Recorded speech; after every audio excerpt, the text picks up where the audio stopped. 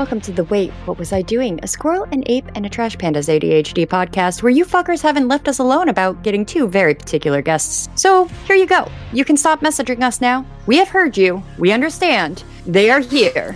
The one, the only, Catieosaurus and HeyGude. We understood the fucking assignment. That being said, if you want to listen to them talk about sex, go to their podcast. We're just going to chat with them. So here we go on today's episode where we talk about ADHD, social media, little content creation, some of the ups and downs of the journey. Let's just be completely honest. This is probably the most random topic thing that we have ever done. It was a little all over the place, but you know what? So is ADHD, so it's all okay. So buckle up, buttercups, and here we go. Season 2, Episode 2 of the Wait, What Was I Doing? A Squirrel, an Ape, and a Trash Panda's ADHD podcast starts now, motherfucker.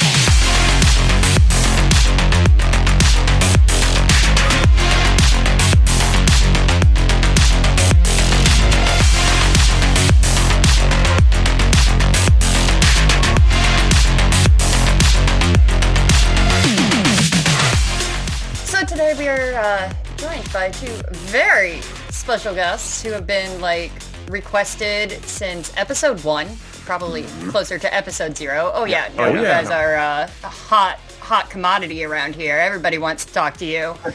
So we're joined with the one and only Catieosaurus, and of course, not to be outdone, HeyGude. Hello. I'm not the one and only HeyGude. There's 4 other clones that I keep in the closet. It's a Rick and Morty sort of situation. Yeah. Your brother. It's always good to have a backup, right? Mm-hmm. We're going to have to talk after this so that you can tell me how you managed that, because I'm pretty sure my life would be 10 times easier if I just had clones.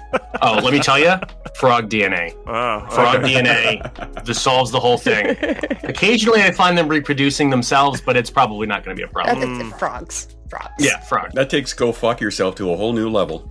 Oh yeah, somebody told me to go fuck myself in 5th grade, and I made it my life's mission. Go frog yourself, even. Go frog yourself. That's where I was going next. Yeah. But yes, hi, hello. My name is HeyGude. I'm the co-host of Infinite Quest and a TikToker extraordinaire, I suppose. I talk about adult life with ADHD and all the strangeness that comes with it. And I'm joined by my excellent, wonderful co-host. Aw. Oh, you guys are disgustingly cute together. I was doing there was an ellipsis There in was there. ellipses. Okay, hi everybody. I'm Catieosaurus. I talk about ADHD and mental health on the internet machine. My special sort of area of expertise is ADHD and sexual wellness, specifically ADHD and relationships. But also, Eric and I are very avid gamers, and so I'm a Twitch partner, and we've been lucky enough to sort of make our little niche in the TTRPG community, where we just talk about making gaming more accessible and, fun for neurodivergent folks. Yeah. And I really like it, and it's really fun, and we're definitely really excited to be here. Let's make a podcast. It kind of happened by I accident, haven't too. finished my coffee, and so there's no thoughts in my brain. So I'm just say something funny. Well, it totally happened by accident, too, which I think is amazing, because, we just did the things that we like. Yeah. And as people gravitated towards that, we started realizing how much more the things that we like mean to us in our neurodivergent journey than we originally thought. And so it caused us to start thinking really deeply about what gaming in general has done for our neurodiversity. I don't know, career. I don't want to say career. Career. It is a career. Hey, you could say career. You're making a buck off it. I'd call that a career. But what it did for us as neurodivergent people, and it's really just been magical. Seeing people flock together, being like, "Oh my gosh, I too learned how to do social interaction through playing video games with my friends when I was 12, or playing D&D or whatever, LARPing. It's really amazing. Oh God, I haven't LARPed in forever. I can relate to that story because I was playing World of Warcraft. I was one of those back in 2004. I actually started on Final Fantasy 11, and that's kind of where my social interactions with a lot of people came from, and that's why I gravitate more towards neurodivergence on the internet. I find. Yeah, absolutely. I mean, Katie and I have talked about it before a little bit, and Eric mentioned LARPing. I mean, most of my friends, you can't see me back here. You guys can't see me on the podcast, of course, but if you've seen me on my Twitch stream, my helmets are back behind me, and I'm a member of the Society of Creative Anachronism, and that's where almost all of my friends came from before I started to get involved online in the neurodivergent community here. So I totally, that's where And and I joke around and say the Society of Creative Anachronism is just another home for neurodivergence because almost everybody involved in it is. Well, you and Alex were both saying that. Like, I heard one time, one of the funniest things I ever heard was somebody saying that the SCA should just stand for the Society for Creative, like, ADHD or / autists. And I thought that was like the funniest thing ever because I'm like, it really is. It's really just a bunch of like really cool neurodivergent folks who are like just living their best lives, and it makes me so happy. For the record, I don't have any helmets in the background to show off because I had to stop heavy combat fighting. I was like, all my armor is in a bin in the garage right Actually, one of the highlights of last season was when we were talking with Alex, and Alex and I were like, we fought each other before. We have been on the field and actually hit each other with swords. So I was like, that feels like that makes sense. So are we talking about Allosaurolophus? Allosaurolophus, yes. I didn't know you all knew him. Yeah. We did an episode with him, and he'll be back this season. But he lived up north of Chicago. Spoiler. And I lived in Toledo in Ohio, so I traveled a lot to Chicago, and we met up in Chicago once and actually got to fight each other. So it was pretty cool. This context is so wonderful and wholesome. You're like, we traveled like miles and miles to fight each other. It was incredible. He's the one who said the SCA is a neurodivergent breeding ground. Yes. It really is, though. I love it. It's just great. And I think, like, honestly, like, if I want to, like, make it all trite, like, I think it's a testament to community. I think it's a microcosm of what we do, is that we have these, like, wonderful opportunities to meet people, but like meet them at their level in like the way that like they want to be met. And so for like things like the SCA, it's like, yes, you make costumes and like you're really into like fiber arts, best friends forever. Like, you're in armor and you're a heavy like fighter. Great. And so it's like, I love it because it's like like the SCA was honestly one of the first places where I really felt like I belonged. I really feel like I could just be interested in whatever I wanted to be interested. I didn't have to apologize for it. Like, it's one of like, I think that like healthier communities in terms of really saying like, whatever you like, whoever you are, whatever you're into, there is a spot for you. You do have to wear a funny outfit, but past that, it's like, hell yeah. Well, that's the thing. It's a cool outfit. It's only a funny outfit elsewhere. I was at the Denny's afterwards. Yeah, exactly. You're talking to a guy who went on a public in Mandalorian armor. You don't need to tell me about funny outfits. I also love the fact that the SCA opens us up to like new hyperfixations as well, and they're like out of the box hyperfixations. So like one that I'm working on is for an art competition through the SCA, and I'm researching period accurate dyeing of silk to make thread so that I can hand make fabric and do an embroidery piece. That's right. Awesome. Well, I'm hitting a pretty hard phase right now, just over the past week. You all heard of Primitive Technology on YouTube? Mm-hmm. Sounds familiar. Arguably the best YouTube channel of all time. I mean, It's great, Gaz, I can tell by your face that you haven't heard of it. I'm racking the brain trying to think of it, but now I have to break out the notepad. Have a nice next 4 hours of your life. It's going to be amazing. When did you become Devin Nash? It's time to break out the notepad. But for listeners who might not know, Primitive Technology is a YouTube channel. It's this guy who studies prehistoric human craftsmanship, basically. So like extracting clay to make shelters and all the weird ways that they smelted stuff. And so this guy just like goes into the woods in nothing but like a pair of shorts, and he just builds everything. He just does it. He extracts clay from the ground and then uses that to make like a primitive little kiln that he uses to make more pottery, with which he uses to make better clay that he uses to make a better kiln. And like, it's just the coolest thing. And so the past like week or so, you can ask Katie, I'm covered in dirt. I've just been going into like the woods out back. Is this where we got because the last time I saw you on Twitch, you were looking at the clay balls? Yes. Yeah. Is that where this came from? Yeah, I stayed up till like 4 a.m. one night looking up like how to extract clay from dirt. And Georgia is like famous for having really clay-rich soil. And so like every day when I drive back to my apartment from the office, I pass like this patch of like beautiful red clay. And so finally, like today's the day, and I like walked out with a little shovel, and I like people are driving past. What the fuck is that guy doing? I just like to paint a brief picture. So Eric and I, we're podcasters together, but we're also, partners. Hello. And so Eric and I were like cuddled up together. It was really sweet. It was nice. We were under the blanket. We were being so cute together. And Eric goes, "Hey, Kate." I was like, "Yeah, Eric." And Eric said, "Can I dig a hole in your backyard?" And I was like, "Sure, phrasing? ma'am." Phrasing. and then that's been the last like week of my life. It's just Eric going out into the woods. Well, it's amazing. I mean, I know we not that we want to like dwell on ADHD and relationships so much, because we talk about that a lot on our podcast. I mentioned we talk about that a lot here. But like something that I'm lucky enough to have learned from my parents. My dad has severe ADHD, and my mom has severe depression. And one of the big like dynamics of their relationship is that my dad just has the chaos button in his brain, where just occasionally he'll read a thing, and for the next week he's like, I'm sculpting a deer out of this piece of driftwood I found because I can use it as a lure or something, you know. And that will help my mom navigate her depression, because there's always this guy with her that is just liable to do strange, interesting shit. Mm-hmm. And so part of what I found in not just like our relationship specifically, but like in my place as like a human and my value as a human, of course, I mean, humans have innate value, but you know, it's nice to have specific things that you can latch onto. Is those hyperfixations, I think, have helped a lot of people that are other than me.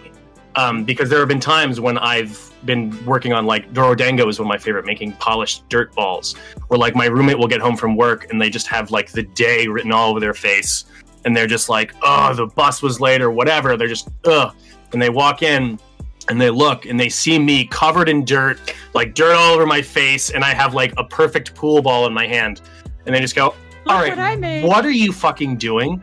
Like, and I'll be like, well, let me tell you about the ancient Japanese art of Durodengo. Like, anyways, it's so those hyperfixations. I mean, those are some of the most like sacred manifestations of my ADHD, because it enriches my life, and I think it enriches the lives of those around me. As long as I don't make too much of a mess or spend too much money. As long as you're not cuddling and say, can I dig a hole in your backyard? But I need to know, Kate, were you cuddling under the partner blanket? The partner blanket? Oh, no, the partner blanket lives on my couch. For those of you who don't know, Twitch sent me a very bougie blanket. It was out of the box for less than, I think, 40 minutes before I spilled an entire cup of coffee on it. And I just went like, yeah, that's scams. And I just kind of like moved on with my life. And so now it's like this stained, shitty blanket that, you know, you just keep around. Because I'm not going to lie, your video on that, oh my God, did I fucking laugh. It came with matching socks. Yeah, I saw. Okay, see, I'm more interested in the socks because I have this weird, like, collection of socks. So now I have a goal to be a Twitch partner so I can get some bougie socks. Like, yeah, I have 3 different pairs of Twitch partner socks. I'm very fancy. Why? Because much like you, it has multiple partners. So we, of course, have you guys on, and we wanted to talk to you guys a bunch about all of our hyperfixation, which is social media. I mean, we're all working on social media, obviously. We're trying. Some of us are more successful than others. Some of us are still struggle bussing our way through. Thank you for pointing out that I'm the smallest creator in this room. Thank you. I appreciate it. I just gotta say, Patrick, I'm the smallest creator in the majority of the rooms that I'm ever in, and I will tell you, there's no use in thinking that way. No, I don't really. I like to throw it at them every once in a while, especially when Lee gets all mopey. Okay, but no. Compared to Katie and Eric, we are all the small creators today. Yeah, but I would say comparison is always the thief of joy. You're all out here doing great stuff. You know, the platform is just the number. But like, I really think, I don't know, not to be trite about it. That's the second time I've said that today. But like, I don't know. I always get really uncomfortable when people are like, oh my God, you're such a huge creator. And I'm like, there are people on TikTok with 45 million followers. Mm-hmm. I am still nobody. There's always going to be somebody who's higher. It's so scalable, you know, like the entire thing. But I'm going to say this. I got even more panicky when you're like, social media is your hyperfixation. Because I was like, oh no, we're far past that. Like, we're far past 18 months ago, yes. I did say courage. The first 2 weeks of TikTok was a hyperfixation. But now, like, it is much more complex. Yeah. So looking at it that way, right? That it's not a hyperfixation because everybody in this room makes an income doing social media. That means that, dude, it's a job. It is a job. So how do you keep yourself focused on making the content when you start to get towards those burnout periods, or when your hyperfixation or desire to your attention just desires to wander off into someplace different? I mean, I think Eric and I are going to have very different answers to this question. I think That's an everybody, amazing part of but this. that's the beautiful thing about ADHD, though, right? Everybody's going to have a different answer. Well, and like my thing is like I think my answer is really contextualized by my background because I have 2 master's degrees in Shakespeare. It only took me 10 minutes to bring it up this That's time. pretty good. Don't worry. But you know what? That means I'm not the most educated person in the room, so I'm okay with that.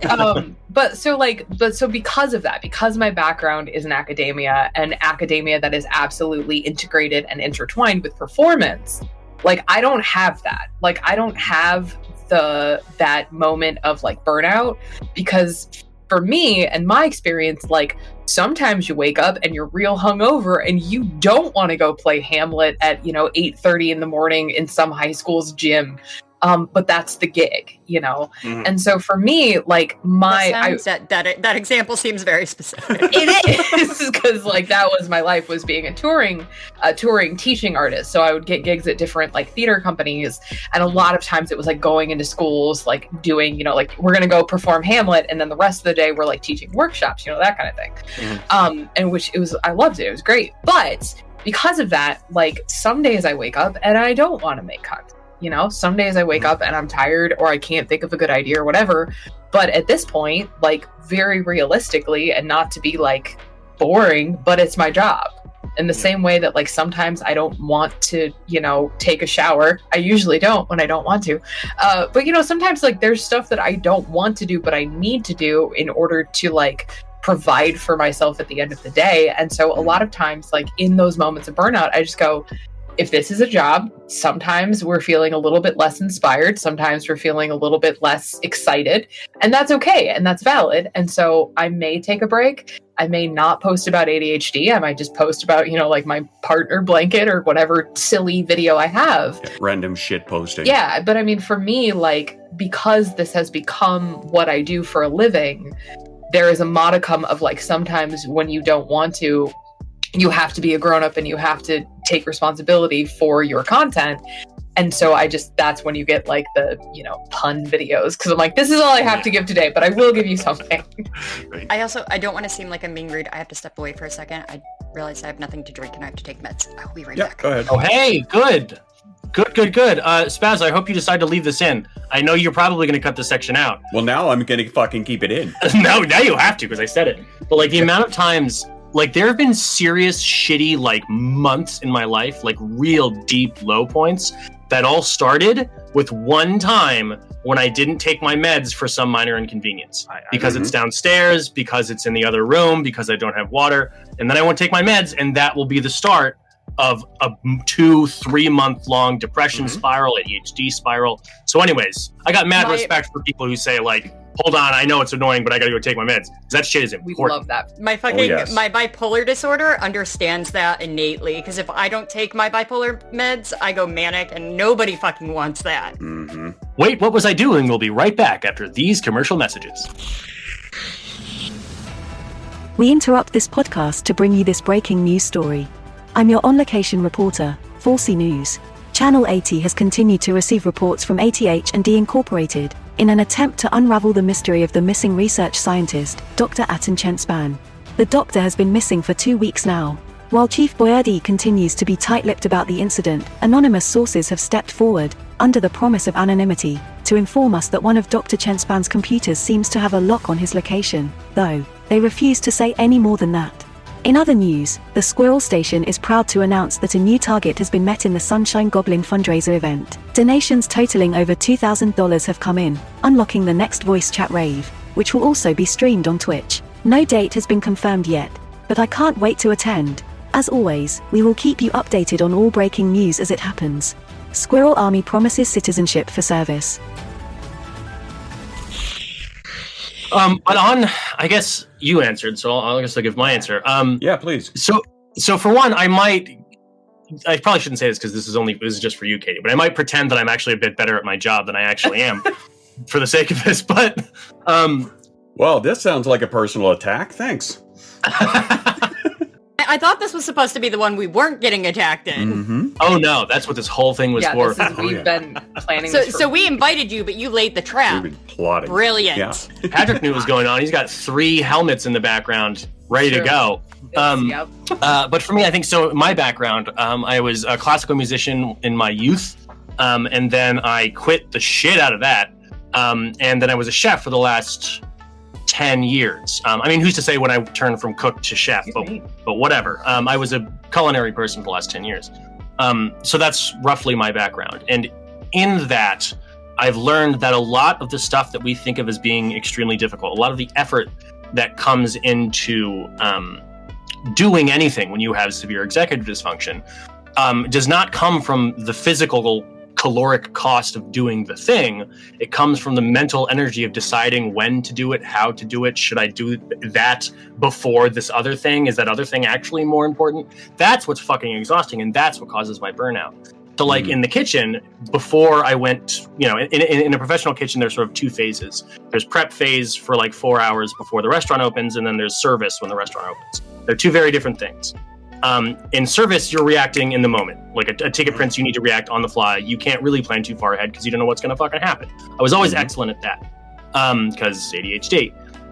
But the prep portion was much more slow, much more deliberate. You had a certain quantity of shit that needed to get done, which one, you had to figure out what that stuff was. And then you had to figure out how you're going to puzzle piece it together so that you can get it done in however much time you have allotted. And when I first started out, like being really responsible for my own shit in the kitchen, I wouldn't write things down. I was constantly stressed. I was like, there's no fucking possible way that a person could do this amount of work in this amount of time. No, stop calling me out, because I am uncomfortable with this. That's my job. Because I have also worked in kitchens, and you are telling my life story at the moment. Oh, yeah. I bought the right right kitchens kitchen right before this episode. I am noticing that we can't have guests on this podcast because that's when I tend to get called out the most. Well, hopefully Patrick, I'm you calling have a out a few of problem your with this? listeners too. I don't know. I hope you're calling every single one of them out. Yeah, If oh I'm yeah, getting called definitely. out, I want them all to be in pain with me. We've gotten to the point now with our podcast where the people who are actually listening are wanting to be called out. Oh yeah, They It's keep just a big tally. game these days. a tally. Oh, I'd Yeah, love like- to hear that tally. The results of this All tally. three of, like, they list all three of us, and every time one of us calls them out, they get a mark, so we know who's done the most call Oh, outs. sweet. HeyGude gets a name on that cricket Definitely. board. That's nice. Yeah. But anyways, through kitchens, I learned that any given amount of work can be made much smaller just by organizing it. And so for me, when I go through serious portions of burnout, when it's like, I don't have anything profound to say today.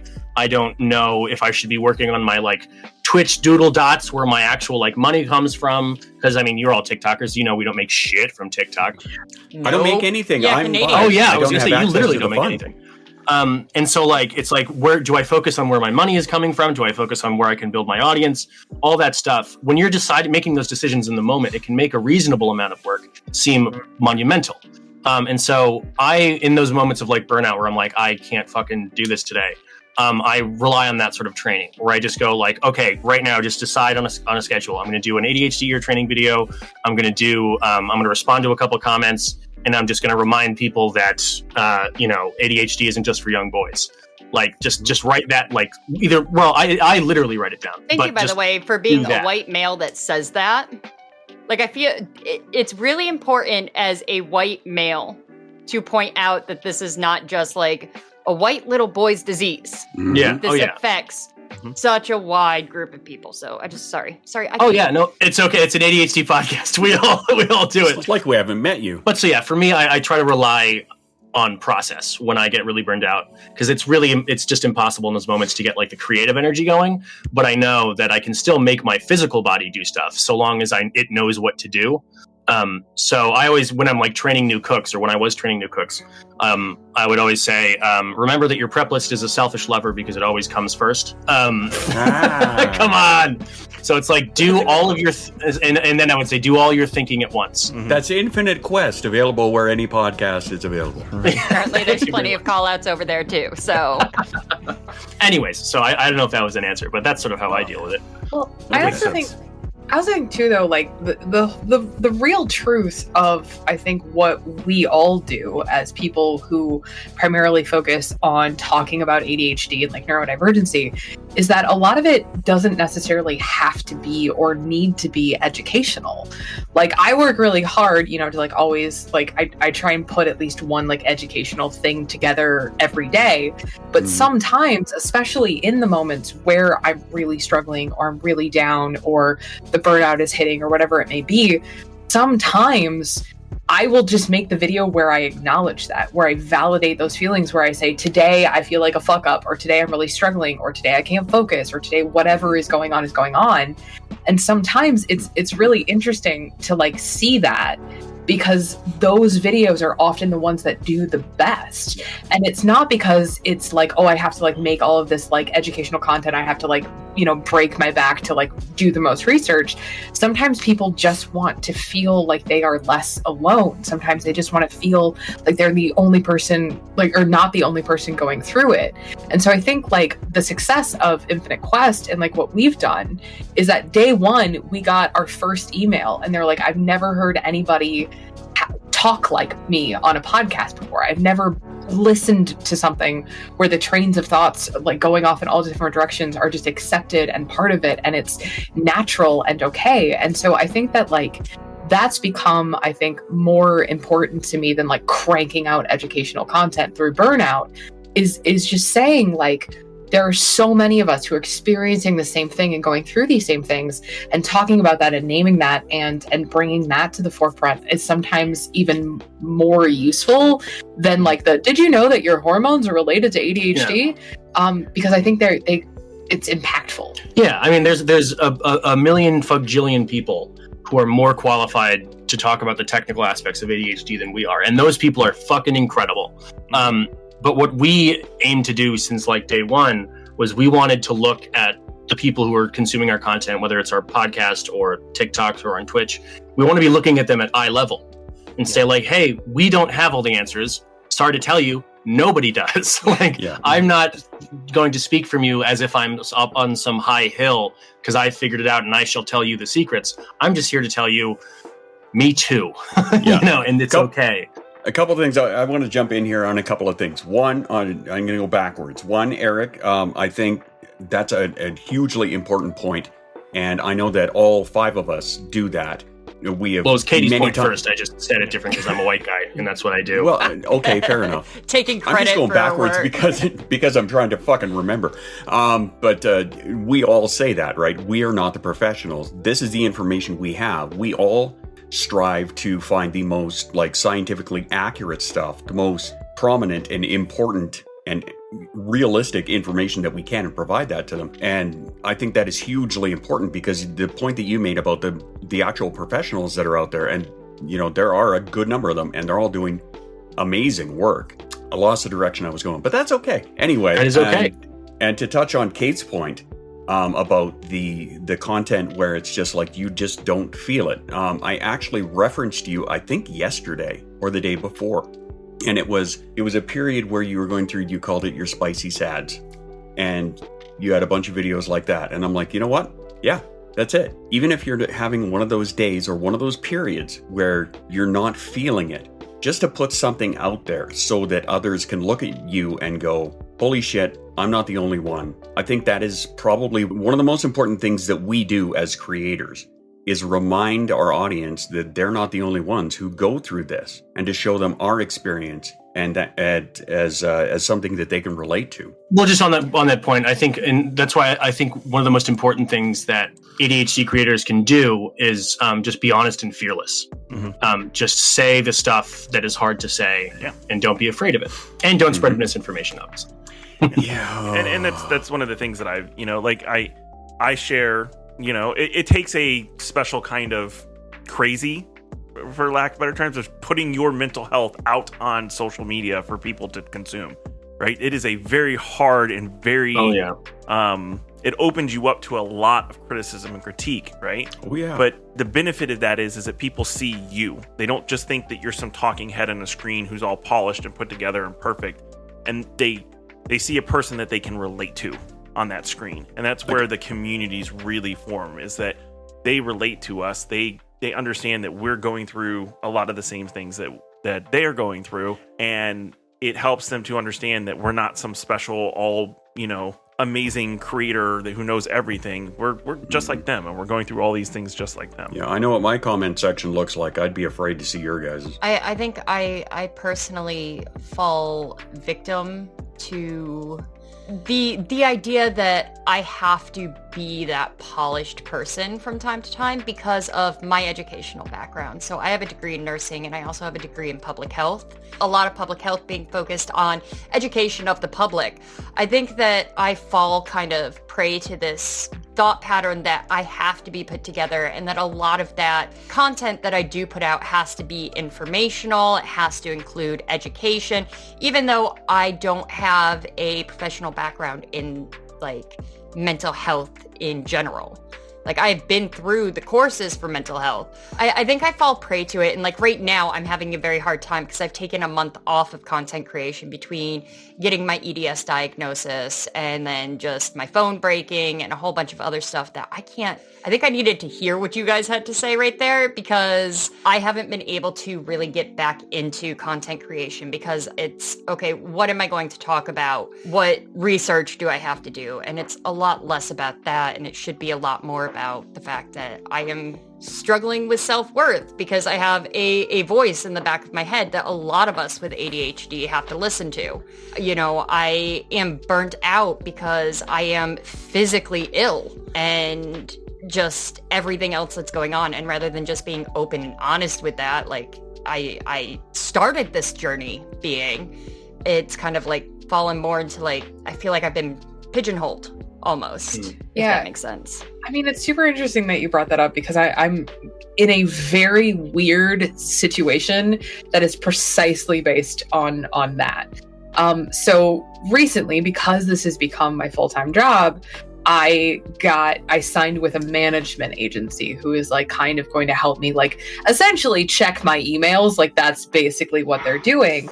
But part of the process of like getting onboarded and like becoming part of this agency is that they go through all of your stuff, right? They go through like your Twitter and your YouTube, and they watch all your content. And then they basically tell you like, okay, well, here's what like seems to work really well. Here's what has a lot of like really good like interaction. Here's what's good. Here's what's bad.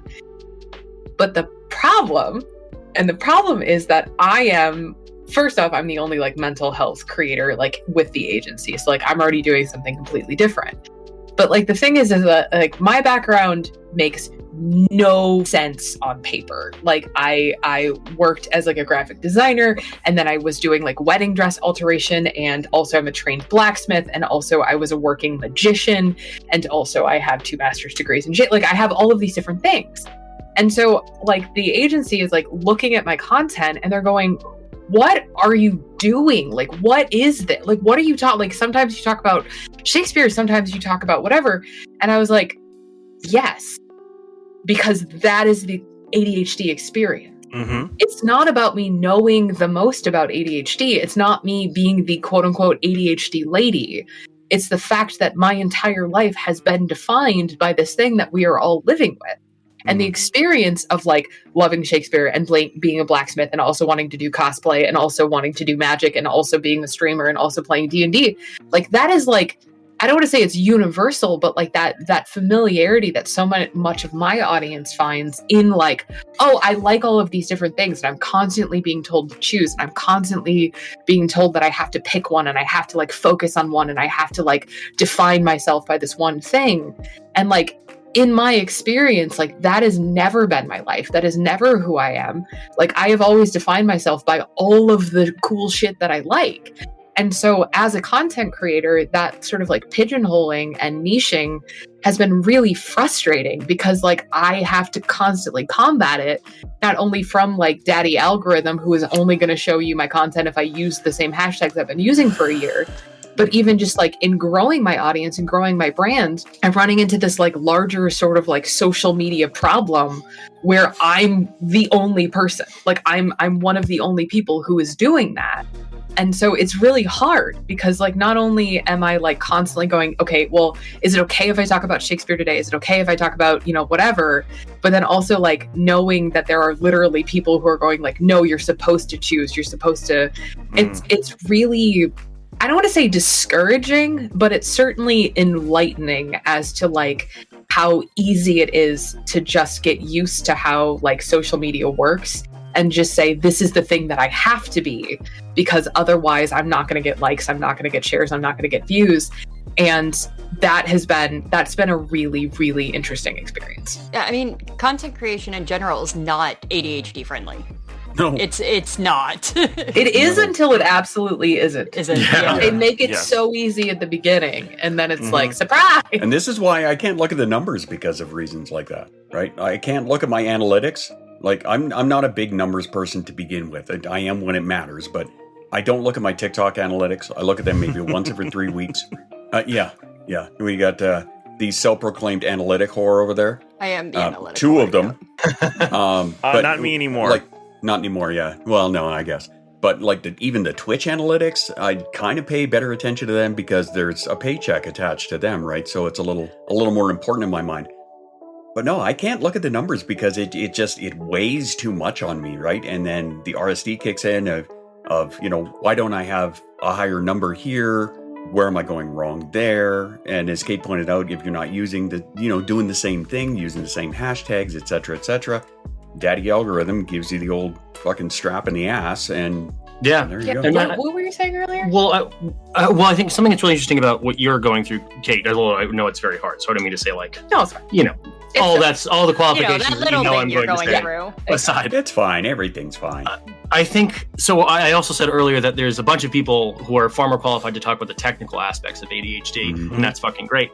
But the DSM isn't going to tell you what it's like to think that you discovered yourself one day and then realize, oh, that was just hyperfixation, and then for it to happen again the next week and again the next week and again I'm 35, the next week. I don't know who the fuck I am. Exactly. And so what you're going is sort of a microcosm of that, of like, you need to decide what you are and who you are and what value you're going to provide to the people that pay your bills.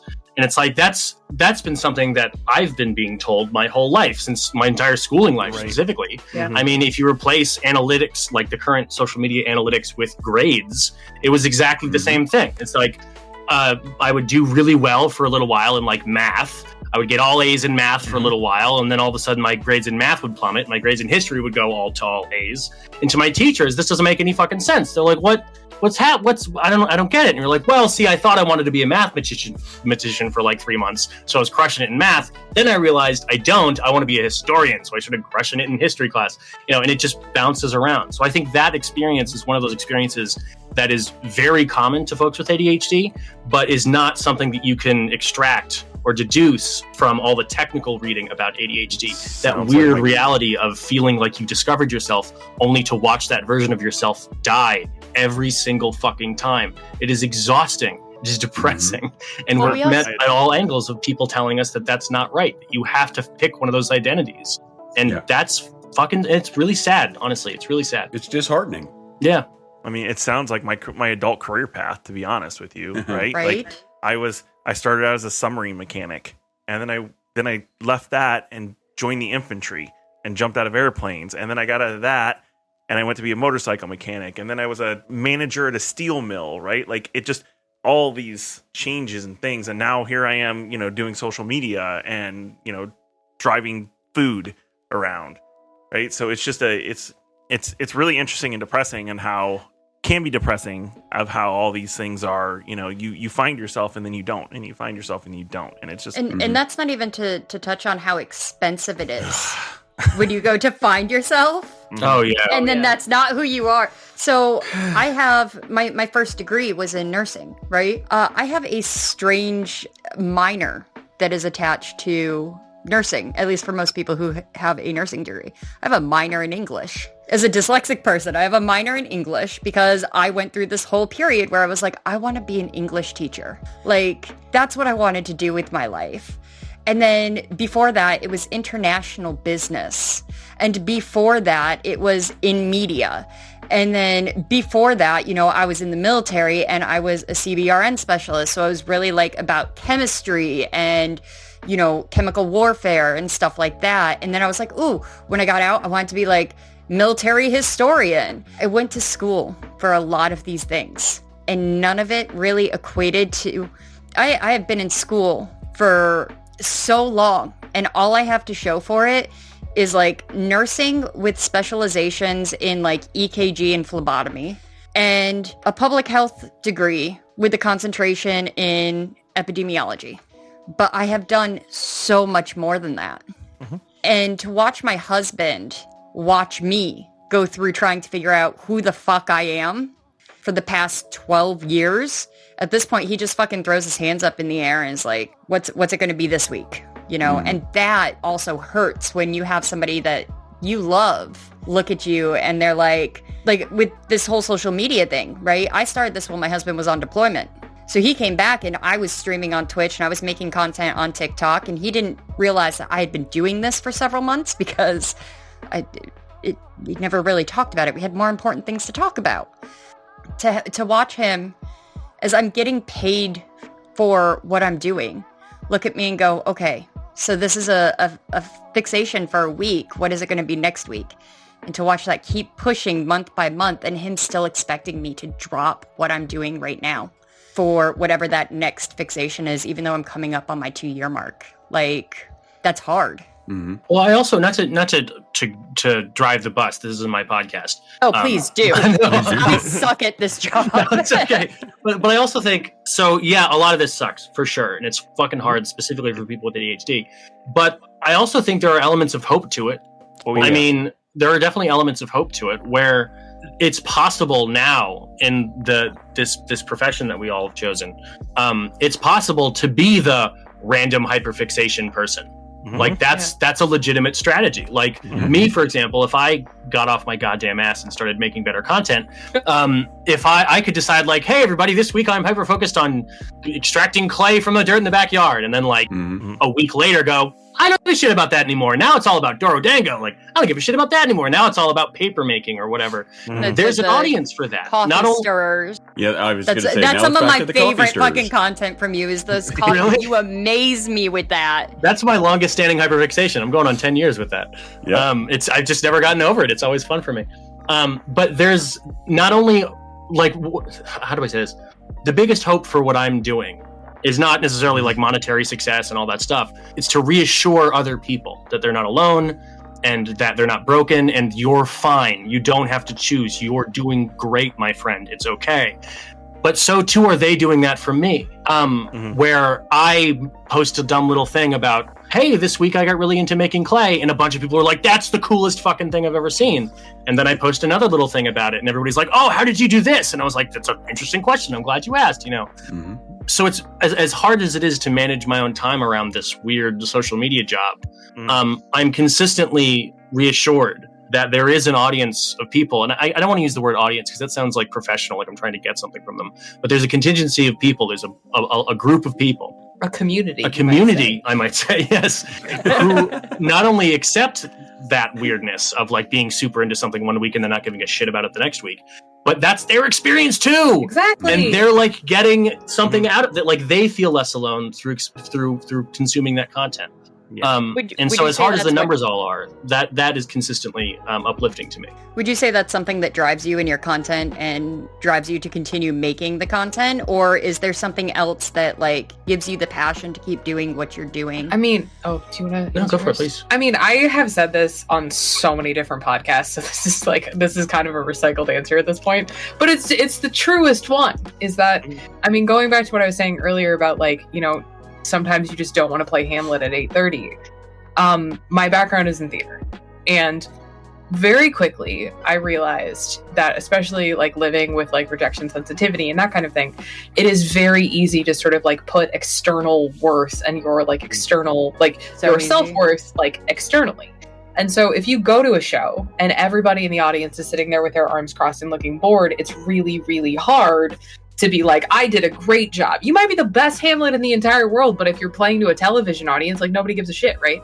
But one of the things that I realized is that almost universally in every performance thing that I have done, somewhere in the back, there's like one kid. There's a kid who doesn't want to be there and is just cranky and mad that his parents like took him to go see Shakespeare or whatever.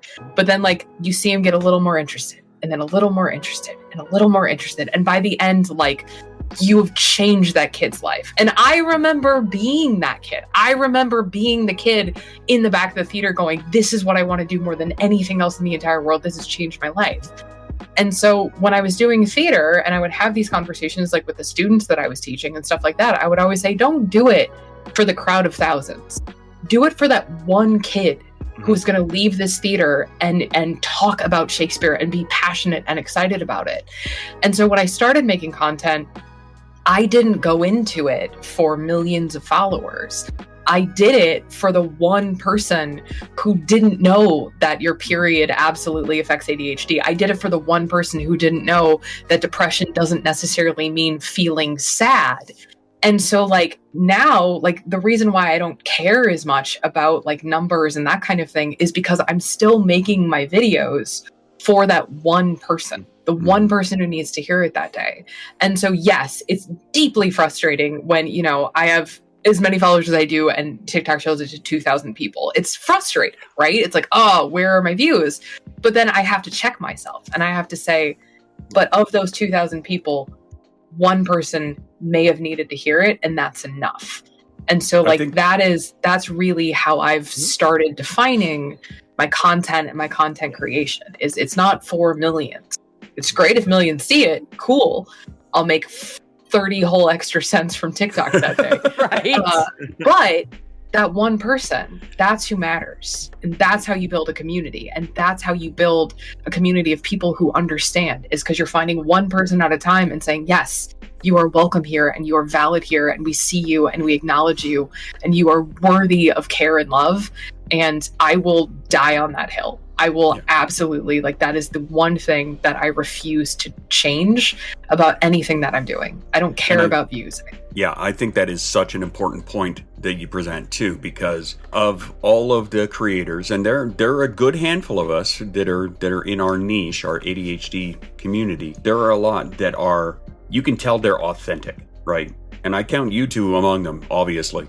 That you can tell that what they are saying, not only do they believe, but they want other people to see it. As you said, that one kid in the back, right? I think it's so important when you have those days where you're getting crushed by the algorithm and you put out this amazing video and it only goes to those 1,000 people, 2,000 people, that we keep that in the back of our minds, that it is that one person who really does need to hear the message, that these are the people that we're building our community out of. And that's, I think that is so important.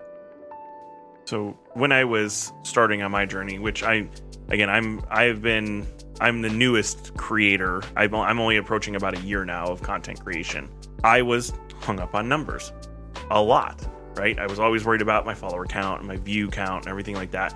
And I was always honest with, like, you know, what I was talking about and what I believed. And I think that's what endeared me to some of the people in the community. But this guy who kind of took me under his wing and started mentoring me a little bit specifically said, hey, the days that you're down, the days that you're getting crushed by the algorithm, you're really not getting seen, right? Take those little messages that people send you and those little comments that people send you and screenshot them and put them in your phone and just look back at those, because you made that content for that person. That person, it affected that person.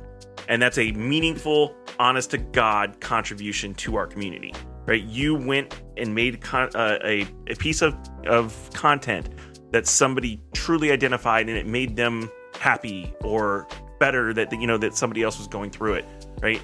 And it's not that I don't need to see a video with 10,000 views on it to make me happy anymore. It's the video of it's those comments that, I go through this too, and you make me feel seen or heard, or this is a lifesaver type thing for me. And that's really where I've come to. I've gotten away from the analytics. I don't care about the numbers anymore. I don't care about the followers. It's letting people see that there are others out there like them. I still do that.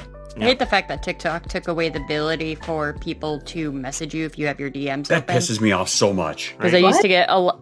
You can't get private. If you're not following each other, you can't get a message from anybody on TikTok anymore. It's from people that are mutuals only. Mm-hmm. I think it depends on how many followers you have. Maybe. Because like at a certain point you can reopen your DMs, because I know I get I don't have that problem. I have a problem responding to people because people can send me messages, but I can't respond to them unless I'm following them back. And so, but like that's been one of the worst things, is because I get messages like you were talking about all the time, and even like really good questions, and I'm always like, I just wrote you 7 paragraphs and I can't respond, but I hope thanks. It won't tell you that you can't respond right off the bat either. We'll let you type out your goddamn poetry, send it, and then you'll get the little exclamation point in the fucking corner. It's the worst thing. And I made a video being like, guys, please turn on your DMs. And then I had to learn, because I didn't know. I was up here in my ivory tower of having the privilege of like just having open DMs, and everybody's like, that's not a thing, we don't have enough followers. And I was like, oh shit, I'm so sorry. I was so mad. I mean, I did at first, and then at some point along the way they took that away. That's so weird. That hasn't hit my account yet, so we'll see what happens. Wait, what was I doing? We'll return right after these commercial breaks. Do you sometimes have the urge to say stupid shit to people you don't know online, even though you don't know what the topic is? Do you need to interject your uneducated opinion on every online post you see? Do you think that mental health issues can be solved with meditation, crystals, more sunshine, and a planner? Hi, I'm Willie Everdoit from ADHD Incorporated, the makers of Squirrel Detergent. And to celebrate the launch of our brand new pharmaceutical division, we present to you Shut Your Face. When properly used, Shut Your Face can reduce the chances of you burying your foot in your mouth right up to the knee. Oh, how embarrassing. Side effects of Shut Your Face may include not looking like an asshole, retaining healthy relationships with friends and family, not getting your ass kicked by a stranger in the Walmart parking lot, stomach cramps, and diarrhea. Ask your doctor if Shut Your Face is right for you. If you have to ask, it is. I think something, particularly as we're talking about like the one kid in the back, there's a certain type of person that is most meaningful for me to reach out to, and those are younger boys/men. If you consider yourself a boy/man, I'm talking about you, because specifically as an ADHD neurodivergent kid, I got told a lot of times that I was the wrong kind of man.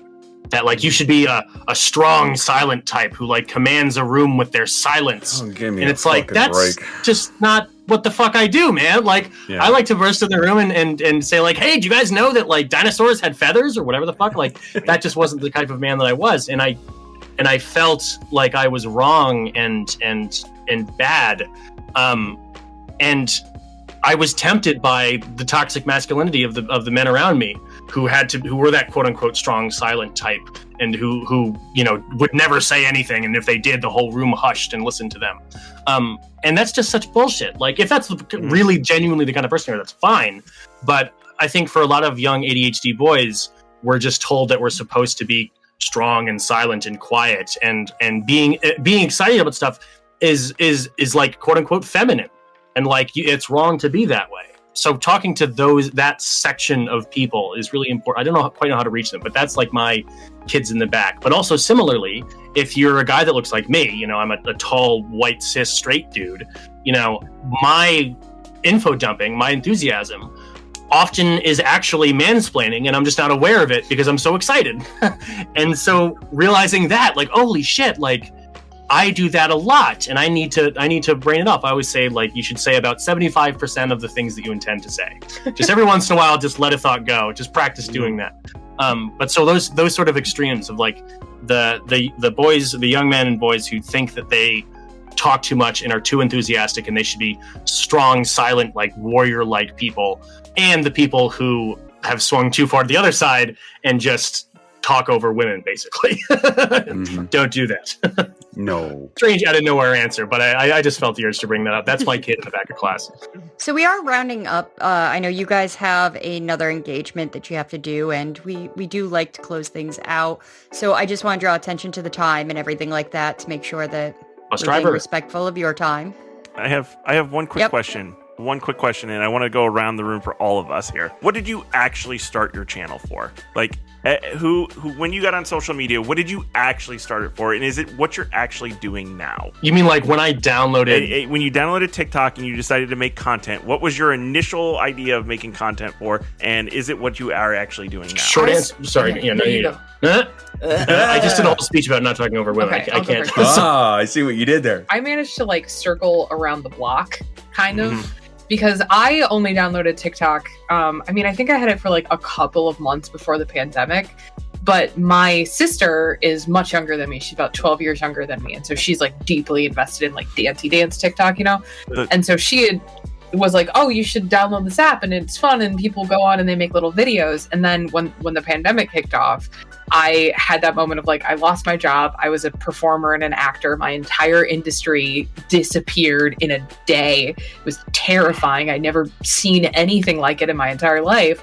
And I went, I don't have any place to perform, perhaps TikTok. And originally I had planned on doing a lot of like cosplay and like sewing and like D&D content. But as it happened, the first sort of like, I had a couple of videos blow up like a little bit. It was like, I had like a cooking video and I think I had like a costume video. But I did my things in my ADHD house that just make sense. And that was the first video that kind of like blew up. But really, it wasn't even the first video. There was this very specific comment, and I wish that I had saved it. I wish that I knew who the person was, because just somewhere out there on TikTok, there is a person who is completely responsible for the fact that I am where I am. And it's because they literally commented and they said, like, I've never seen anybody unapologetically live in a house that looks like mine. I've always ascribed so much like guilt and shame to it. And I was like, no, fuck that. We're going to talk about boxes and shit. Right. And so now, like with being able to do like ADHD and D, TM, and all of that different stuff, like we have, like I've sort of like circled back into like cosplay and like D&D and that kind of stuff. But yeah, I don't know if I had like a goal. So real quick question. This is the sister who has better comedic chops than you, right? She's way funnier than me. She's I'm witty. I'm like smart witty. She's just funny. And there's a difference. I love that video. I hated that joke. Just saying. It was a very bad joke. And that was my favorite part about it. Yeah. For me, it was boredom. I mean, same thing. I was a chef. My industry exploded in a day. I went from like working 10 hours a day to like just sitting in my room. And I downloaded TikTok out of boredom. I think I saw some compilation on YouTube or something like that. And I thought the filters were cool, like the effects, you know, like you could make yourself look like a thing and you can like make it so that there are like 5 of you all dancing together or something. I just thought that was cool. And it looked like a fun way to like, you know, something to dick around with. I mean, I was like expending hyperfixations. I was like, I got a lathe and I was like, yes. And then like, I got all my dopamine from that. And so I was just looking to try to relieve some boredom. And then I had posted like 4 videos, I think, just strange, disjointed videos. I stand by all of them. Early videos are... Oh, they're great. Oh, I so love going back things to the beginning. Yeah. And at some point, I was having a rough ADHD day. I mean, for one, I think I was going through the experience where I attribute a lot of my ADHD symptoms to the environment that I was in. And now suddenly I'm in like that scene in The Matrix where it's just Morpheus and Neo and it's just like a big white room. Like there's nothing to contextualize what's going on. And my ADHD was still fucking with me every day. And I was having a particularly bad ADHD day where I just couldn't get anything done. I would finish about 2% of 100 things. And I was like, oh, like I could make a TikTok out of that. And so I threw up the phone and I was like, so this is what it's like having ADHD, like really. Because I mean, I think that's ultimately like the itch that I'm always trying to scratch, is trying to just explain what it's actually fucking like. And so I made a video about what it's like trying to take out the trash when you have ADHD. And then a couple hours went by and 50,000 people had seen it, and then 100,000, and then 200,000. And then Kate called me, and then now it's now. That's it. But anyways, no, I am not doing what I thought I would end up doing. I'm doing something much better, I think. Patrick? I mean, for me, my first foray into TikTok was with my 2 huskies. I had a channel with my 2 huskies. We had a video that hit like 1.2 million views, had like 20-something thousand followers, and then the hyperfixation crashed, right? And I just kind of quit. And then I basically went back to TikTok again, and I got mauled. There's no nice way to say this. I got mauled by ADHD TikTok. Like, it was all of you in this room plus a bunch of others who basically were just nonstop on my For You page. And that's when it kind of like led me to realize that I needed to address something. And then I started talking about it. I just started talking about my struggles and my journey and everything like that. So absolutely not. Was not something that I thought of. I was going to be going down this path or anything like this. It was not anywhere near it. So it was definitely a very interesting shift of making cute husky videos to talking about ADHD, which, I mean, they kind of work because they're very similar. I downloaded the app as something to scroll through when I hid in the bathroom from my children because my husband was deployed. We had just, global panini ended up happening. My kids were home all the time. I'm a very easily distressed kind of person, I like the part where we're on our own podcast using the word fucking panini when we can actually say pandemic.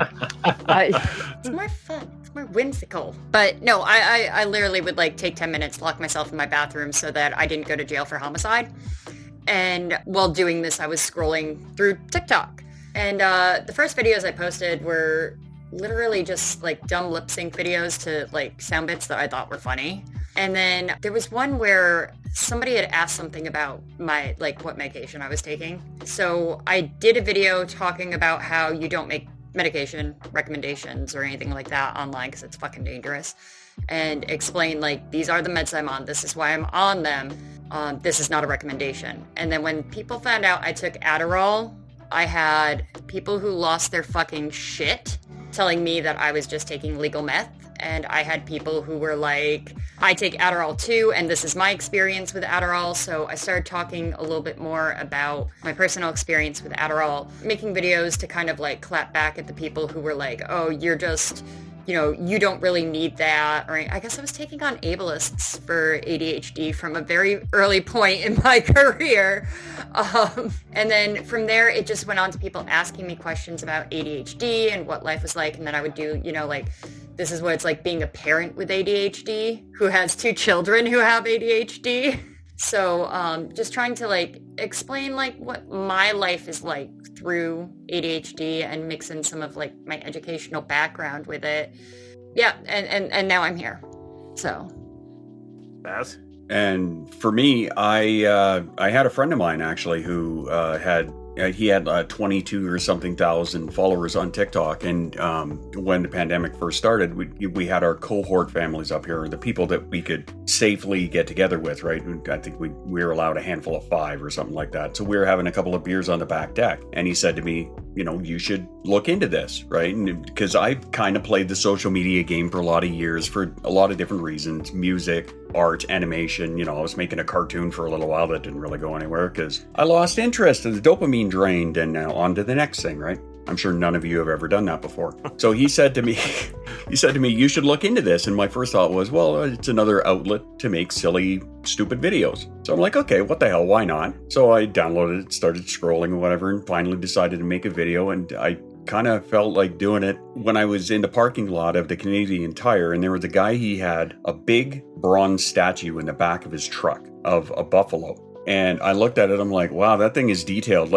And because the way it was facing towards the cab, right? So the ass was hanging out of the trunk. And this thing was so detailed, you could even see the nuts on it. So my first joke was me versus my ADHD brain. I did a handful of videos like that, but it was, I want a statue of myself. Well, I can do a statue. It's so detailed, you can even see the nuts on it. Took a quick shot of that and went, and that was my first video, right? I came in under the name ADHD Everything because I'd been diagnosed for 20 years, but didn't know shit about it. I thought I was lazy, I thought I was forgetful, and I thought I was sometimes hyperactive. And that's it. That's all I knew. So I figured I was just going to share some of my experience of me versus what my brain was telling me some days. And then I stumbled across Eric, which led me to stumble across Lee. Eric and I had talked about, different ways of making videos and stuff like that. Had a couple of great conversations. Yeah. And also, I took some of your tips. Thanks for that. I was going to say, thanks for that, HeyGude, because you introduced us. Yeah. You linked us up together. Yeah, because you were going to make the 80s intro. Yeah, and then I ended up with so few videos that I couldn't do it, but yeah. I got it from everybody I could. Yeah, no, I appreciate it. I got a good friend out of it, so. Mm-hmm. Nice. Yeah. Excellent. But so it didn't take long as I was scrolling, and then the first person I saw was Danny Donovan, and I was like, oh my God, I do this. And then I saw Peter Hyphen, and then I saw you, and then I saw Kate, and then, it just kind of snowballed from there.